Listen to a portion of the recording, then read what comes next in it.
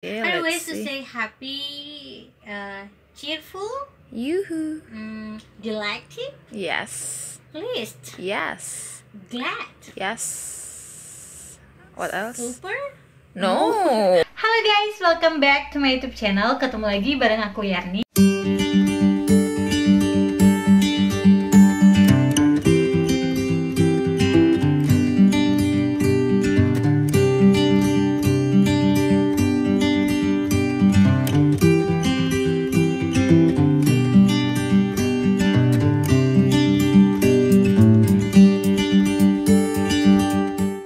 Di video kali ini bakal beda dengan video-video aku sebelumnya. Aku bakal ngebahas soal kampung Inggris. Aku mau sharing tuh pengalaman aku di video ini. Jadi aku bakal ngebahas semuanya tentang kampung Inggris.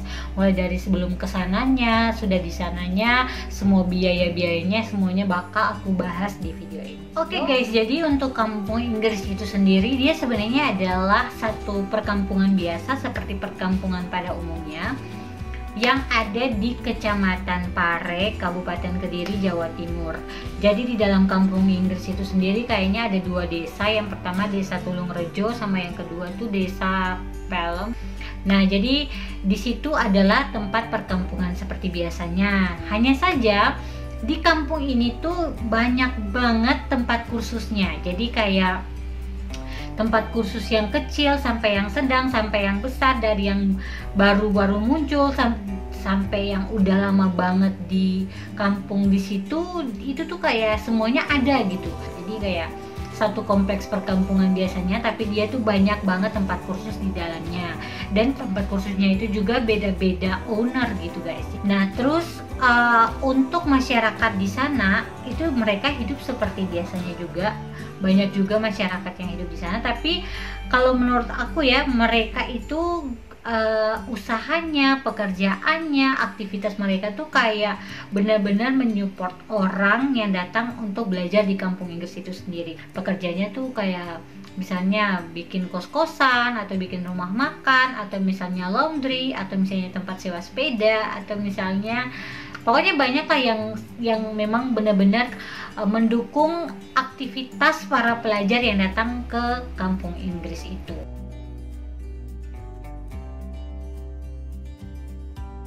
Jadi aku tuh memilih kampung Inggris Pare karena sebelumnya aku udah browsing juga soal kampung Inggris ini, dan di sana tuh kayak kita tuh kesana benar-benar untuk belajar dan tidak ada gangguan apapun. Jadi kita benar-benar fokus hanya untuk belajar. Jadi dia tuh kayak sehari-hari kita beraktivitas itu kita bisa sambil belajar gitu kan.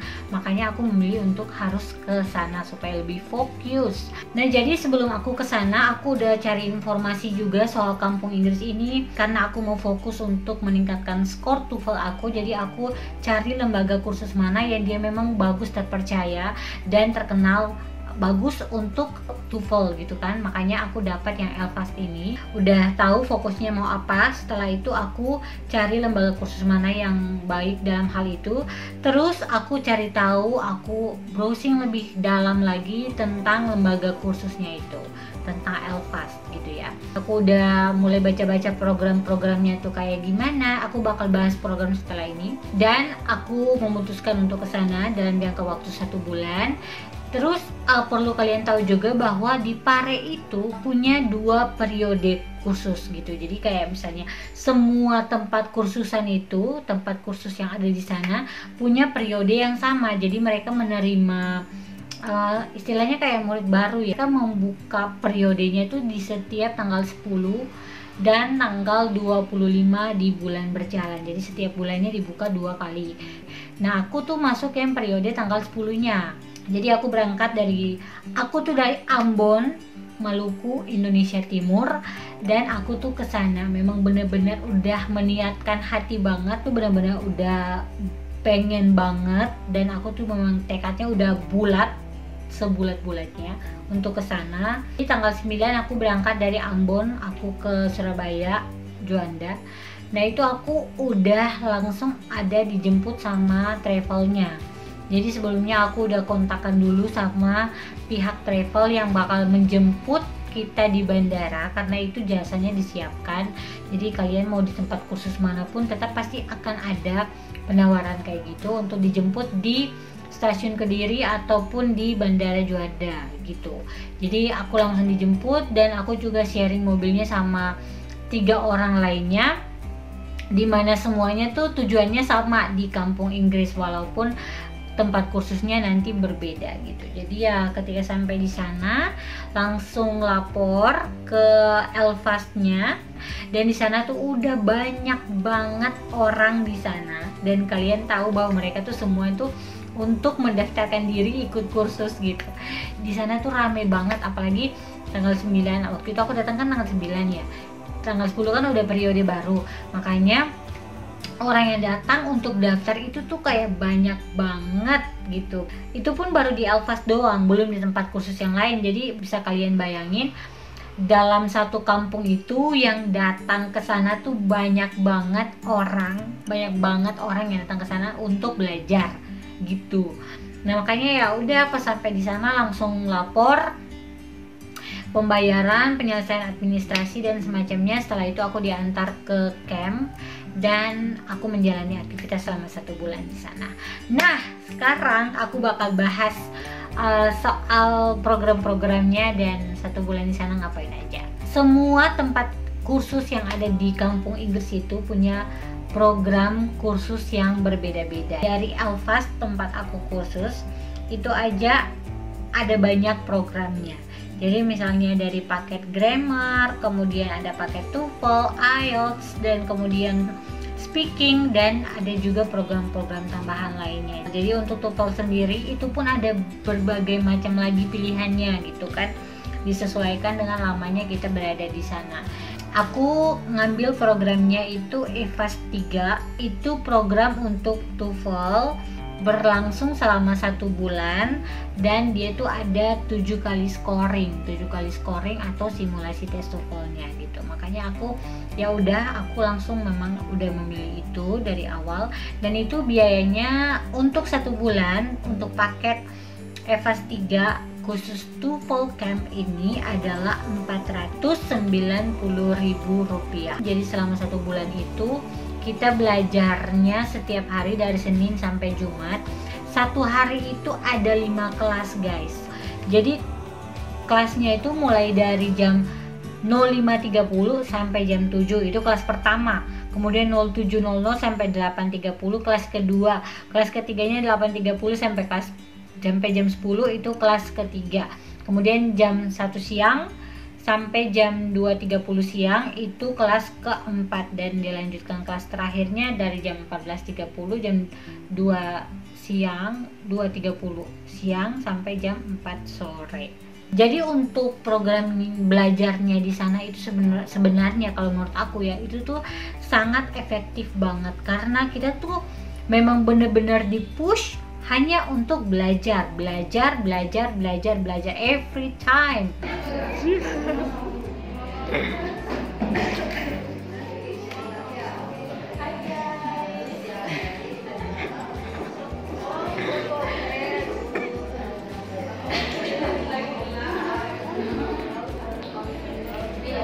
Kalian bisa bayangin, kita tuh kelas pertamanya tuh dimulai jam 5.30, which is itu tuh masih subuh banget, masih pagi banget gitu kan.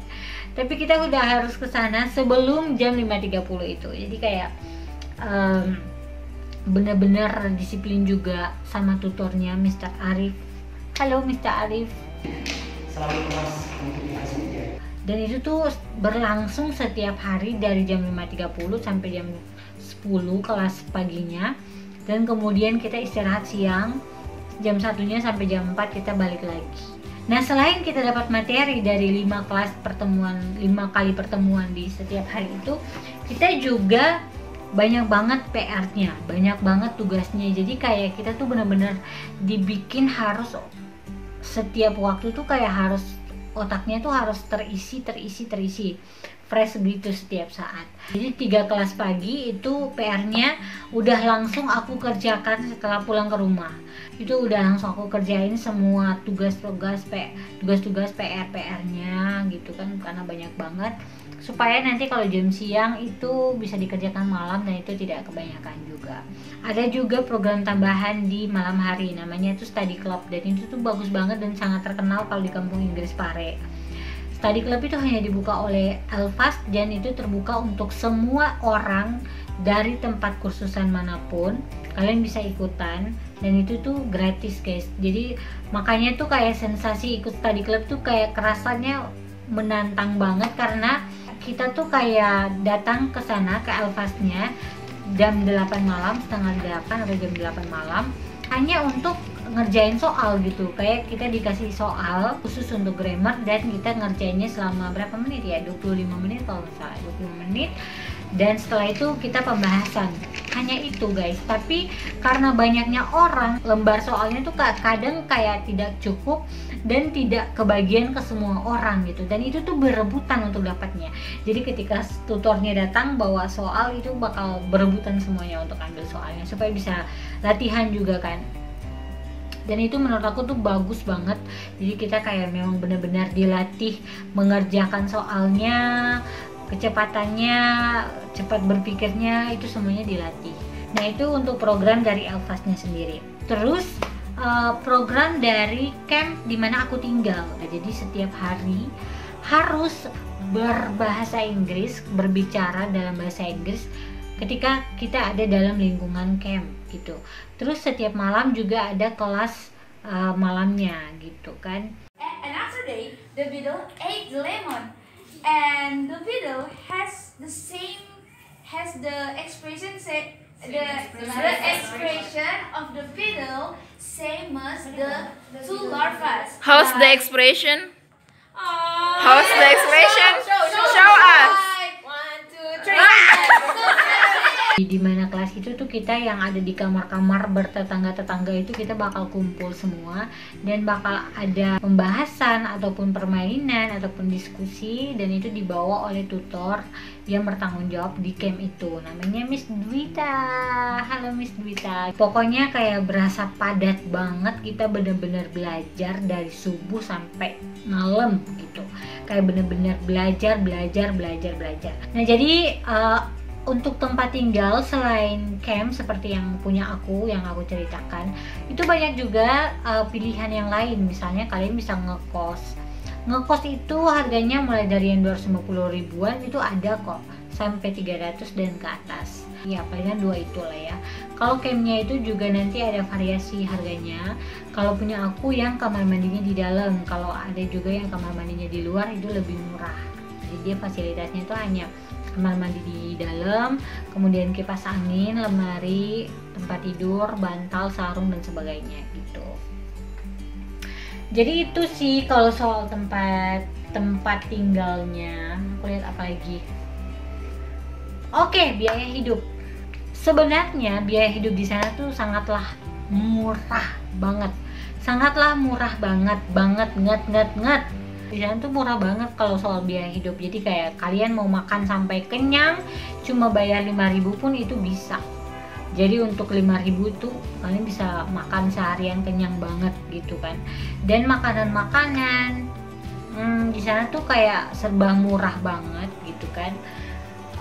Jualan makanannya juga semuanya serba murah, makanya tuh kayak memudahkan kita juga. Jadi biaya hidup tuh kayak minim banget di sana.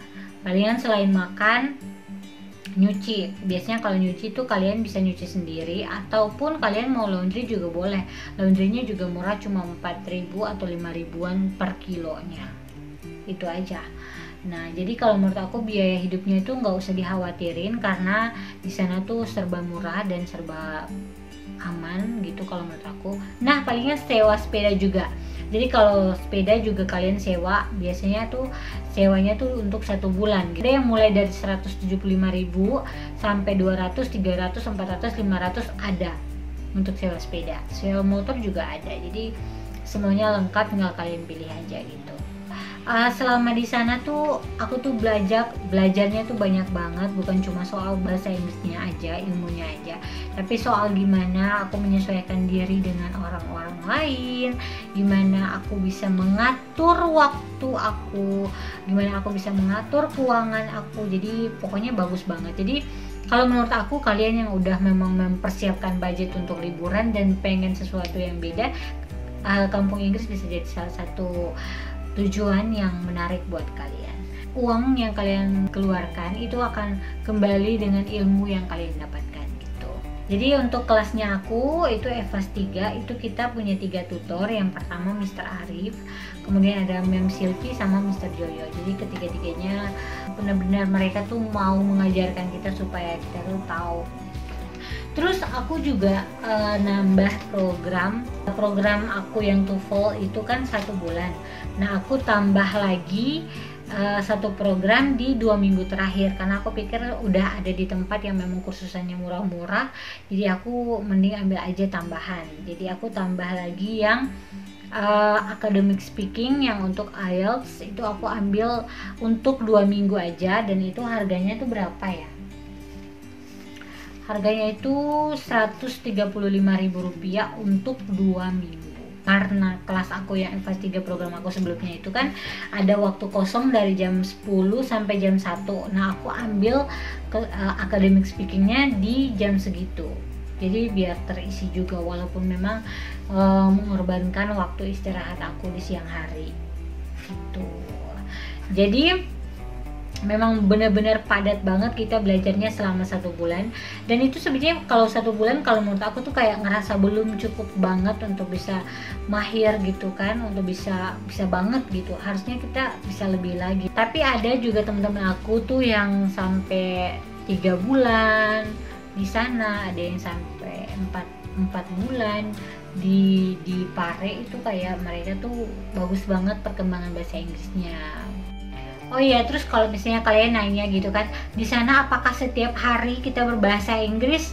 Tidak guys, jadi di sana tuh nggak semua bahasa Inggris, dan tidak semua juga setiap hari berbahasa Inggris. Misalnya kita mau beli sate gitu kan, atau misalnya kita mau beli es buah, kita pakai bahasa Indonesia dong, karena tidak semua orang di sana tuh bisa berbahasa Inggris. Kecuali kalau memang kamu tinggal di camp yang mengharuskan kamu setiap hari berbahasa Inggris. Kayak aku, di camp aku tuh biasanya diharuskan setiap hari bahasa Inggris. Kalau misalnya ditemukan kalian sering berbahasa Indonesia atau sementara berbicara ngomong bahasa Indonesia, maka kena punishment. Jadi kayak aku sering banget kena punishment karena sering ngobrol bahasa Indonesia. Gitu kan. Jadi punishmentnya juga yang mendidik gitu loh guys, kayak ngafal vocab atau misalnya ngafal other ways to say something gitu. Jadi ya bermanfaat juga sih. Aku sering banget dapat punishment dari Miss Dwita. Hari Sabtu sama Minggu tuh kayak weekendnya tuh libur kan, jadi biasanya kalau selain ngerjain PR, kalau udah nggak ada lagi, kalian bisa refreshing, bisa pergi ke Car Free Day di setiap hari Sabtu pagi, dan kemudian kalian juga bisa jalan-jalan ke Kediri, atau misalnya kalau yang jauh, kalau menurut aku tuh biasanya diambilnya pada saat akhir periode. Jadi misalnya ke Bromo atau ke Jogja atau misalnya kemana, itu kalian ambilnya pada saat akhir periode gitu. Jadi supaya tidak mengganggu aktivitas belajar kalian juga sama di sana. Terus banyak banget travel yang menyediakan tempat buat jalan-jalan, menyediakan fasilitas untuk jalan-jalan, so kalian bisa langsung pilih-pilih aja. Pokoknya kalau untuk biaya hidup sebenarnya tergantung dari gaya hidup kalian juga. Kalau misalnya setiap hari nongkrong di kafe, foto-foto dan sebagainya, itu juga menghabiskan uang kan. Tapi kalau misalnya makannya bisa diatur, yang irit karena murah juga, jadi pasti bisa kalau menurut aku.